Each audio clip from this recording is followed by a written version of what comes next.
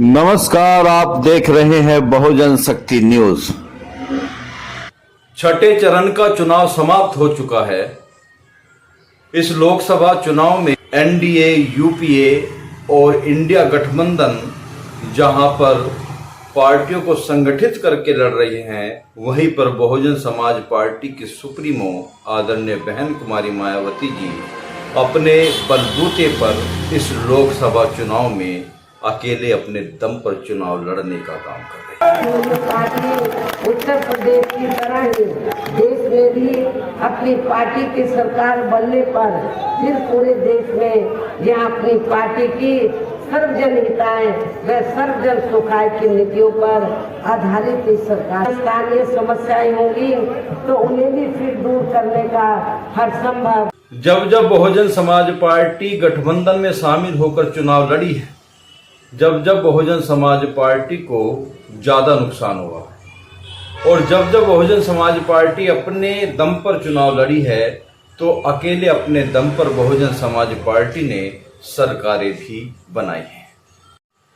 अक्सर देखने में ये आता है, बहुजन समाज पार्टी जिन पार्टियों से गठबंधन कर चुनाव लड़ती है, उन पार्टियों का vote bank Bahujan Samaj party के प्रत्याशियों को नहीं मिल पाता था, जिससे बहुजन समाज पार्टी के प्रत्याशी तो हार जाते थे, पर बहुजन समाज पार्टी के अन्य पार्टी जिस पार्टी से गठबंधन में बहुजन समाज पार्टी का होता था, तो बहुजन समाज पार्टी का वोट बैंक उसे पूरा जाता था और उन्हें लाभ होता था। इसलिए बहुजन समाज पार्टी पिछड़ जाती थी और अन्य पार्टी पूरा फायदा उठाने का काम करता है।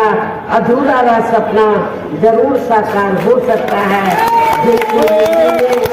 इस लोकसभा चुनाव में जहां देश की जनता वर्तमान सरकार के खिलाफ वोट डालने का काम कर रही है, तो बहुजन समाज पार्टी भी मजबूती के साथ इस चुनावी मैदान में है और बहुत सारी सीटें ऐसी हैं जहां बहुजन समाज पार्टी के सिवा देश की जनता वर्तमान सरकार को हराने का काम नहीं कर सकती। इसलिए बहुजन समाज पार्टी भी इस लोकसभा चुनाव में मजबूती के साथ आप लोगों को देखने में नजर आएगी और बहुजन समाज पार्टी की सुप्रीमो आदरणीय बहन कुमारी मायावती जी की सोशल इंजीनियरिंग के सामने सब चीज फेल हो जाती हैं। इस बार के लोकसभा चुनाव में बहन कुमारी मायावती जी ने जो टिकटों का वितरण किया है, उन टिकटों से साफ जातीय समीकरण बनते हुए नजर आते हैं, जिसमें बहुजन समाज पार्टी इस लोकसभा चुनाव में काफी मजबूती के साथ अपनी दावेदारी करने में